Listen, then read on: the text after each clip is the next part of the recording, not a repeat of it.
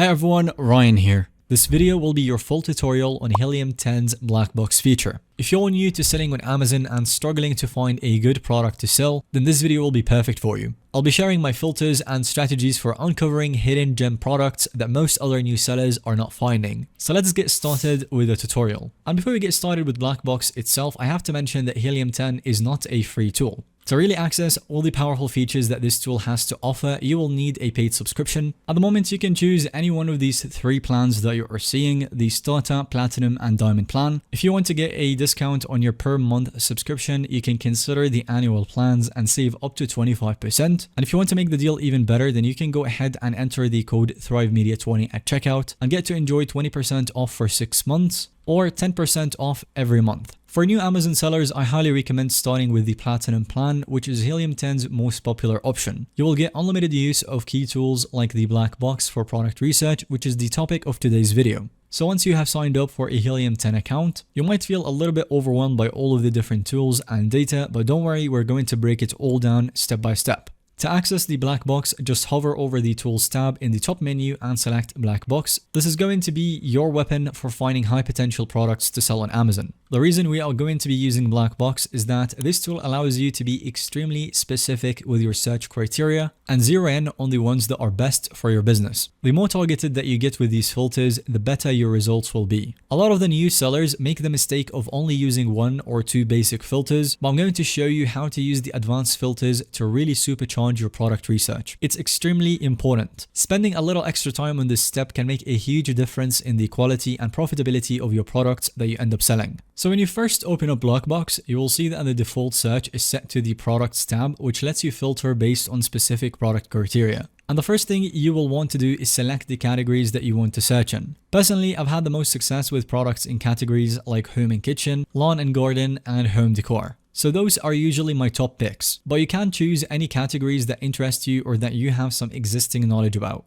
Next up is the monthly revenue filter. Here we want to specify a minimum and maximum monthly revenue range for the products in your search. Normally, I like to start with a minimum of around $6,000 and $10,000 per month, which typically represents the top selling products in a given niche. Keep in mind that this is total revenue, not profit. So if a product is doing $10,000 per month in sales with a 25 to 30% profit margin, that will translate to about $2.5K to $3K in monthly profit, which is a pretty solid target to aim for. For the price point, I usually look for products selling between $15 on the low end and $50 or $60 on the high end. The reason I like to start around $15 is because anything below that price point, Amazon's fees are going to eat up a big chunk of your margins. At the same time, I don't necessarily want to go too high above $60, especially as a new seller, because for higher price products typically require a bigger upfront investment to purchase inventory. Of course, you can adjust this range based on your budget and goals, but that $15 to $60 sweet spot is usually a good starting point.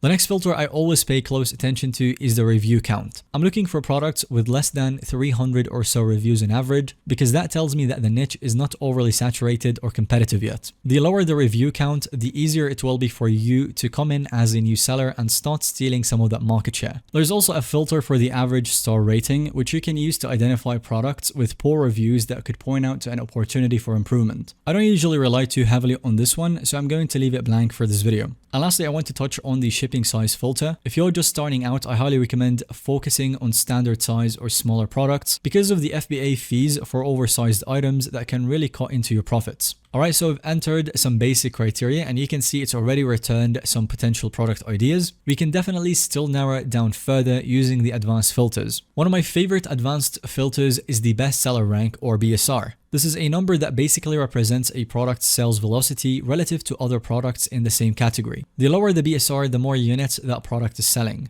I like to set a maximum BSR of around 50,000 or below, which is going to return products that are in the top 1 to 3% of sales for their category. These are the products that are really crushing in terms of demand and revenue. Another filter I always like to use is the number of sellers. Ideally, I'm looking for products that only have 1 or maybe 2 sellers maximum on the listing, especially if you want to find products where you can come in and establish your own brand rather than competing against tens or hundreds of other sellers all selling the same thing. Sometimes you will see 2 sellers, but often it's just Amazon itself selling that product as used or refurbished. So I will usually set this to 2 or 3, but if you want to only see the products with a single seller, you can absolutely set it to 1. Another key filter I like to use here is the number of images. A lot of new sellers don't fully optimize their listings with multiple high quality images. So if you set a maximum of 2 images, Blackbox is going to return listings that are probably pretty bare bones and leave a lot of room for improvement. If you can come in with an optimized listing with 6 to 8 professional images, that alone can give you a big advantage over other sellers who are not putting in that same effort. And this is a really handy filter for finding lazy competitor opportunities. Now for the title keyword filters, I can actually enter a specific keyword to either include or exclude from your search. For example, if you are looking for home decor products, I might enter words like decoration or wall art in the include box. Or if there are certain products that you definitely want to avoid, like anything fragile or breakable, you could put glass in the exclude box. These filters are completely optional, but they can be a helpful way to get even more targeted with your search. Scrolling down, there are a few other filters like item weight that you can play around with. I usually would go for a maximum weight of around £5, again, just to keep those shipping costs down. And now when you hit search again, it will narrow the filters down further. A lot more manageable than the first search. At this point, I would just start going through the list one by one, looking at the key data points like any price, reviews, BSR, and monthly revenue, pulling up the actual listings to see how optimized they are. And this is exactly how you can find your first product, which ends up doing actual good amount of sales. I will search for something that checks all of the boxes for me in terms of high demand, low competition, and room for improvement. And using these exact filters made it so much easier to spot a needle in the haystack. Now, if you really want to level up your black box skills, I highly recommend checking out the keywords tab because it lets you get some high opportunity keywords and niches in addition to the individual product criteria. And the process here is pretty similar in terms of setting your basic filters for things like search volume, the average price, and the number of words. We don't have to go through all of these again, but I want to highlight a couple of key filters that I always make sure to use. The first one is the competitor revenue filter. This will let you specify a minimum revenue threshold for those top sellers ranking for a given keyword. And I usually like to see at least a couple sellers doing 10K per month or more, because that tells me there is good proven demand in that niche.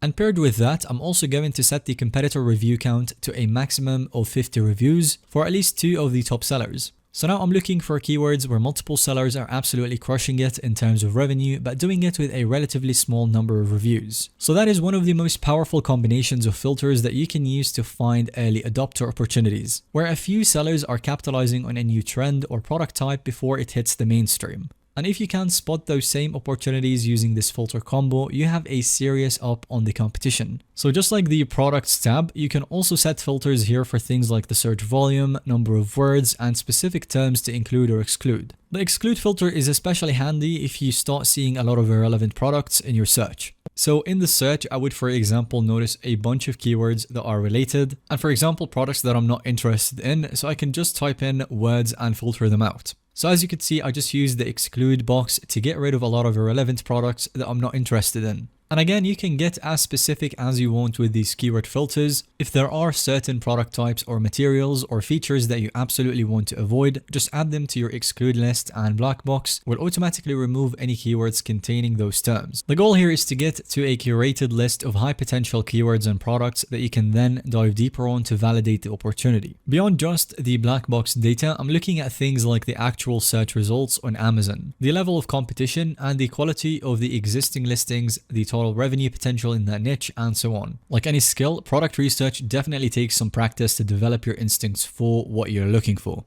But learning to use Blackbox effectively has been one of the biggest needle movers for my Amazon business personally. Thank you so much for watching this video. I hope that this walkthrough has given you a lot clearer sense of how to use the Blackbox in order to take your product research to the next level. If you're serious about building a successful Amazon FBA business, then investing in a tool like Helium 10 is an absolute must. So again, I'll drop a link below where you can sign up for Helium 10 and get a 20% off on your first 6 months, or you can get 10% off every month. And this is an amazing deal if you know that you'll be using it for long term. If you got value out of this video, then go ahead and hit the like button. Definitely subscribe to the YouTube channel as we have a ton more videos on Helium 10 that will definitely benefit you with your Amazon FBA business. Let us know if you have any other questions in the comment section down below, and see you guys in the next video.